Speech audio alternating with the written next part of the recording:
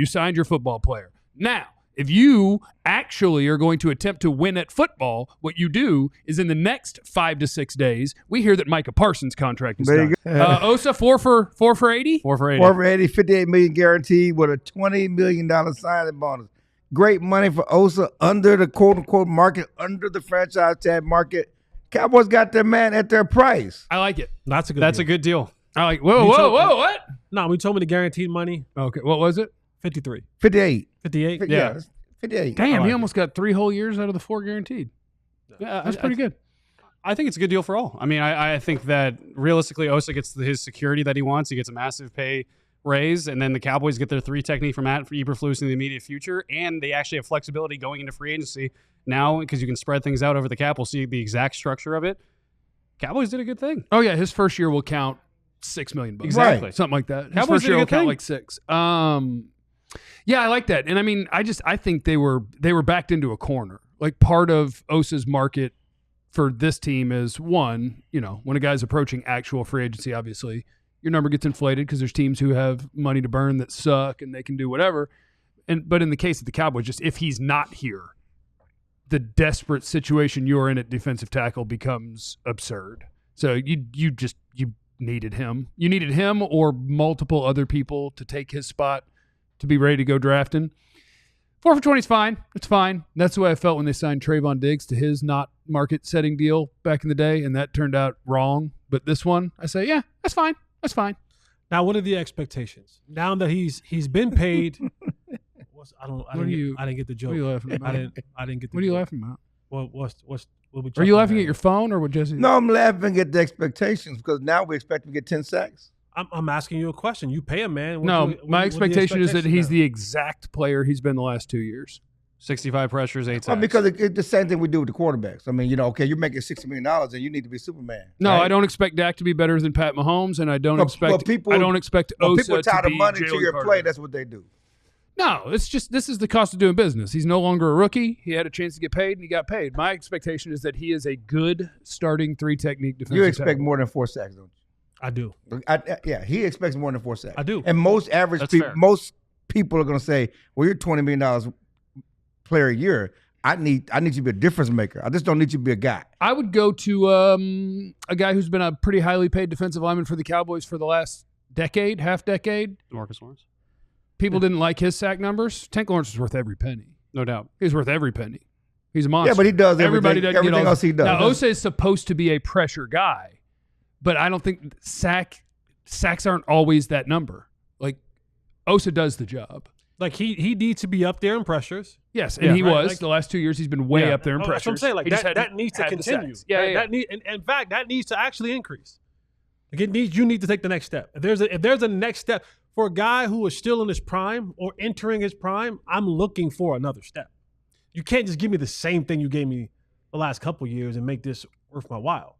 Like there needs to be some sort of peaking to this thing. And I think that's fair to expect out of Osa Odighizuwa, because if there's one thing you know about Osa Odighizuwa is the fact that he is an incredible, committed to the weight room. He's one of the, if you look at just in terms of being jacked and stuff, this is a guy that he's committed to the weight room. He's committed to the stuff outside of the field. I think this is a guy worth betting on in terms of taking the next step. Go back to that last one you just put up. I don't mean to cut you off. Go back to that last tweet you just put up. Yeah, you did. You meant to cut him off. I didn't want. Yes. You meant to. Yes. The expectation for him is to be a good football player, and so here's where I push back. Here's why. Good ain't good enough. There needs to be a level raised. I mean, he's paid like a good player. No, he's played like he's played like a more than a good player.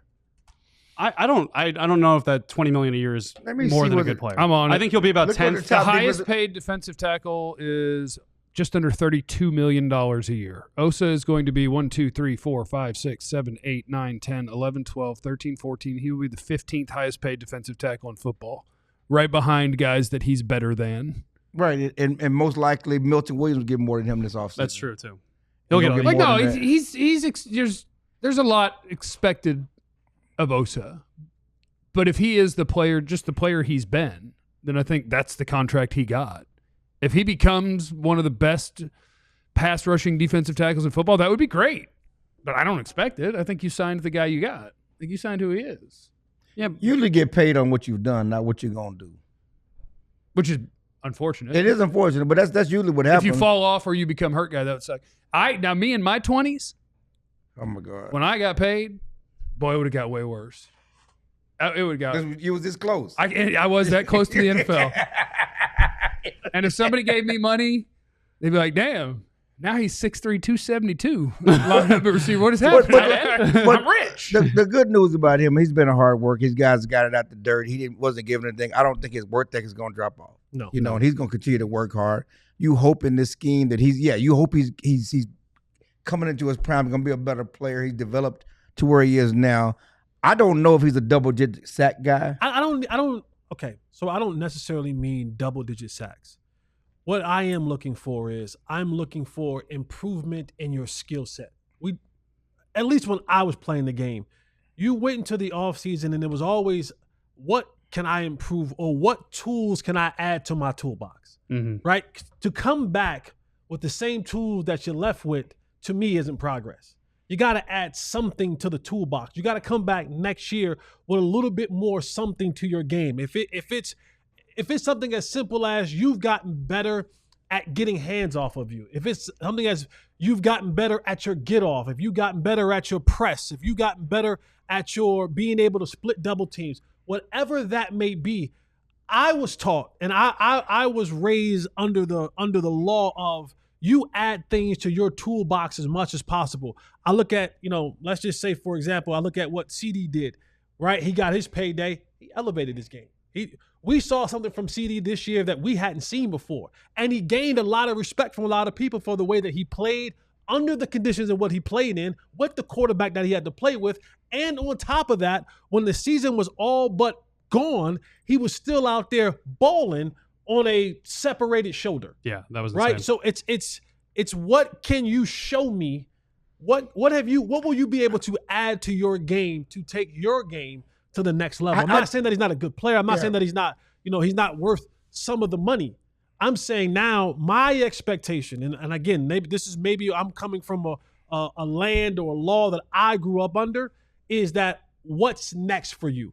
Because doing the same thing to me doesn't yield for better results for the Cowboys. I think he takes another step because of the scheme and because of the defensive line coach, Aaron White Cotton, who certainly did a great job with the Jets. What'd you say? It's a weird last name. I know, White Cotton.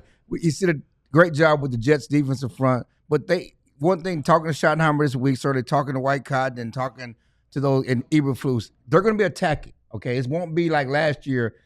Osa had a great year, but Zimmer's defense is more read and react. Okay, they're attacking upfield. They're getting after the quarterback. I think the style of play, you're going to see more statistics, better statistics, more sacks from Osa Odighizuwa just because of the style of play. And then, so 6 sacks is, to me, the baseline for him. Yeah, then here's his progression so far from his rookie season in terms of pressures, which is the more important number than sacks. You got 38, 38, 44, and then 60 this past season. I mean, ideally, with all that stuff you said, and then playing next to Micah Parsons, who might not be as moving around as he might, if you can play next to him and take the next step, I mean, I think the standard should be 70 this year. I think he should try to get 70 pressures. And I do think I agree with you mostly on those stats, right? Like pressure is more indicative of how many sacks you'll have next year than sacks are. Like, yeah. It's just if you're that close that often, you will finish more next time. And you're disrupting things when you're pressuring, even if you're not getting a There's sack. more things on top of it as a catalyst. I think his biggest step would be, can you become a decent run defender? Yeah. I know what he is as a pressure player. He's a good pressure player. He's one of in pass rush win rate. I think he was top 5 in defensive tackles last year. Like, he is a good pressure player. He needs to keep being that. If you could become a decent run defender, that'd be nice. So can we, at this point, I mean, we could argue all day about whether he's worth it or not, but as far as the Cowboys and off-season goals, being selectively aggressive, is this a good first step? I think that what you're trying to do and in the offseason and getting your guys done and getting him done before the start of free agency, all of this. Well, why you shake what? What, Jesse? You can't give him credit. Finish. Credit. Can he get some credit? He already got water with him. Yeah. I'm not carrying water. It's just a good. Yeah, water right there. I mean, it kind of feels like you didn't study for the test at all, and you waited till the last minute, but then you still snuck out a B+. I think that's what it kind of feels like. Give him a good first step. It's a good move. Signing their old players? Yes, signing and getting it done early. But done getting before it free done agency. before the start of free agency. You got it. That's all I'm saying. You got it. lowering the cap. I mean, because they were going to put the franchise tag on him. Jesse, they lowered in his the cap position figure. they were in, because they had you would have gotten A+ if you did this last year for a way cheaper number. We've established that. They didn't do it. So now you've waited to the last minute. You didn't study for the test. You're getting a B+, and you're walking out of there with a B+. I think that is better than the alternative of waiting until free agency. I agree. One question. So y'all want me to fight? I don't want to fight. No, we not. I'm just I asking. said I agree. I got your back. No, Let's say, I don't Jeff, wanna come fight. on. I'll fight for you. You don't want to fight. I'll fight. I agree. What's that I fight came here about? to fight. I agree. Fight us. I came here to fight today. I'm on day 2 of no tobacco. Part of the front of the house fell off during the storm. My fridge and freezer is broke, so I got no damn ice, so I can't make smoothies, which means I can't eat healthy, which means I ordered pizza last night, which means I'm in a bad place. Sure, you did what you're supposed to do. You signed your football player. Now, if you actually are going to attempt to win at football, what you do is in the next 5 to 6 days, we hear that Micah Parsons' contract is There done. you go. Now we're trying to win at football because now we're going to flip our little switches on Dak and CD, and now we got $75 million to play with in free agency. There you go. And if you really want to win at football, Osa's done. Cool. Get Micah done and get ready to spend that $75 million, and not on one-year contracts that are a bunch of guys that are going to be okay-ish at playing NFL football or be bad. You turn that $75 million into players that are worth $250 million a year because you don't owe much the first year and you stretch it out. And if you're trying to win at football, you sign Micah and then you sign real players. And you know what they just did? Started. They cleared the road. Did the first thing. Cleared the road. I was going to say, you wanted to fight Cleared us. the road. You wanted to fight us, and then you agreed with us. We all silly like the mayor.